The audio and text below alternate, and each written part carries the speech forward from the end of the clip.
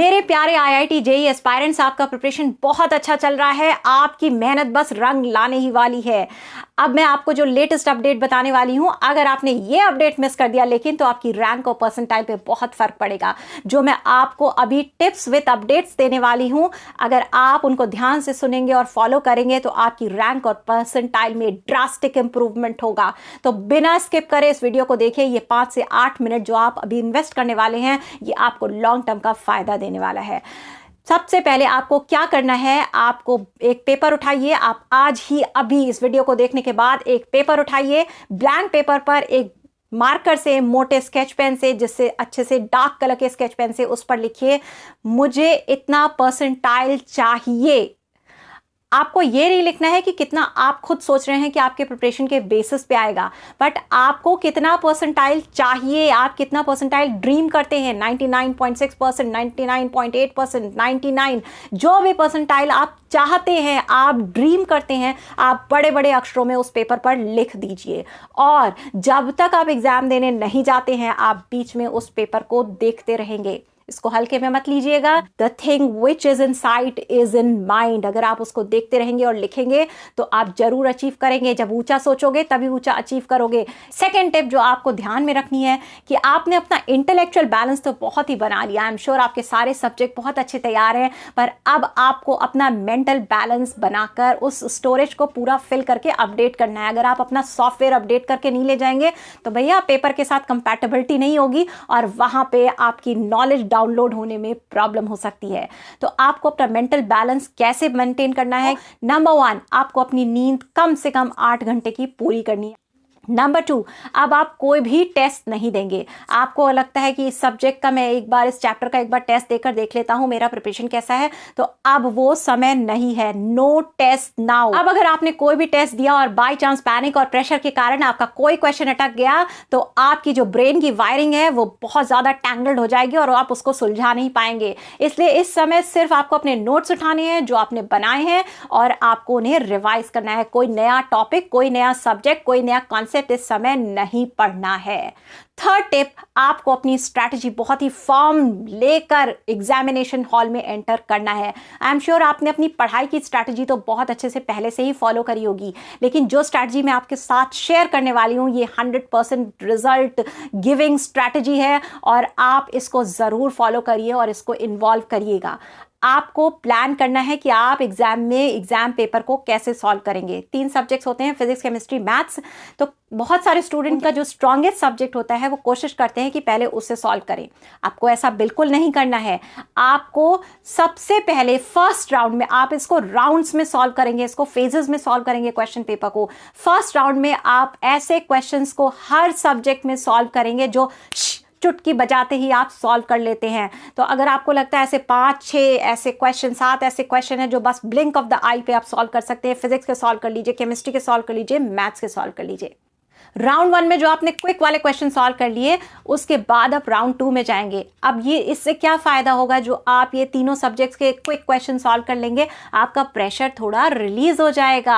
आपको लगेगा आपने कुछ तो हर सब्जेक्ट में कर लिया है, आपको अचीवमेंट का सेंसेशन होगा, आपको लगेगा वाओ, आपको मोटिवेशन मिलेगा कि भाई आप जो पढ़ लिख कर आए हैं, you are able to apply. आपका खुद पे कॉन्फिडेंस बढ़ेगा। उसके बाद आप टायर 2, फेज 2 में जाइए, सेकेंड राउंड में जाइए। अब आप सेकेंड राउंड में क्या करेंगे, आप जो थोड़े ट्रिकी क्वेश्चन है जिसमें आपको सोच कर करना है या जिसमें आपको लगता है वर्किंग करनी पड़ेगी, आप उन क्वेश्चंस को पिक करेंगे। अब आपका जो सबसे स्ट्रांगेस्ट सब्जेक्ट है उसको पहले लेंगे और उन ट्रिकी क्वेश्चंस को जो आप फिर छांटेंगे कि इसमें से कौन से ट्रिकी क्वेश्चन है और कौन से ऐसे हैं जो बिल्कुल सॉल्व करने में मतलब आपकी खटिया खड़ी होने वाली है। तो आप खटिया खड़ी होने वाले क्वेश्चंस को छोड़ देंगे, आप सिर्फ जो थोड़े ट्रिकी और थोड़ा सोचकर करने हैं उन क्वेश्चंस को सिर्फ पिक करेंगे। आप उन क्वेश्चंस को सॉल्व करेंगे। उसमें से भी अगर आपको लगता है कि सोचा तो था हो जाएगा पर नहीं हो रहा, तो उस सब्जेक्ट का वो क्वेश्चन छोड़कर आप नेक्स्ट सब्जेक्ट के थोड़े ट्रिकी, थोड़े डिटेल क्वेश्चन की ओर आप सेकेंड राउंड में जाएंगे और इसी तरह थर्ड राउंड में।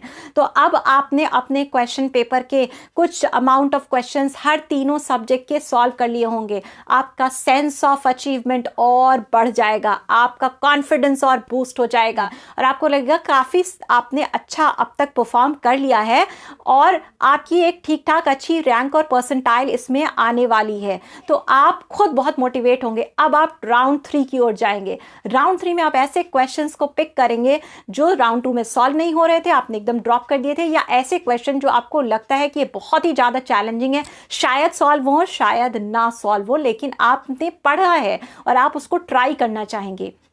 तो थर्ड राउंड में आप उन क्वेश्चंस को जो स्ट्रॉन्गेस्ट सब्जेक्ट है उसके वो क्वेश्चन पिक करिए। मान लीजिए आपको ऐसे 4 क्वेश्चन मिले थे, 5 क्वेश्चन मिले थे, या जितने भी मिले थे, आप पहले फिजिक्स के या केमिस्ट्री के सॉल्व करने की कोशिश कर रहे हैं, पर आपसे सारे नहीं सॉल्व हुए, तो ऐसा नहीं है आप वहां अड़े रहेंगे।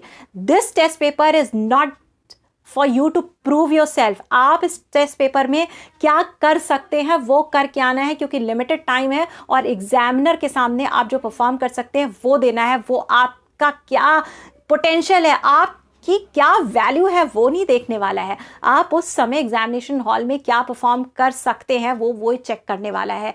तो अपनी वर्थ प्रूव करने के लिए नहीं ये कैसे नहीं हो रहा है, मुझे तो करके ही मानना है, इस वाले माइंडसेट में बिल्कुल मत रहिएगा। तो आप वो टफेस्ट क्वेश्चंस को देखिए, अगर हिल गए तो ठीक है, वरना नेक्स्ट सब्जेक्ट पे जाइए, वहां भी यही स्ट्रैटेजी फॉलो करिए और फिर थर्ड सब्जेक्ट पे जाइए।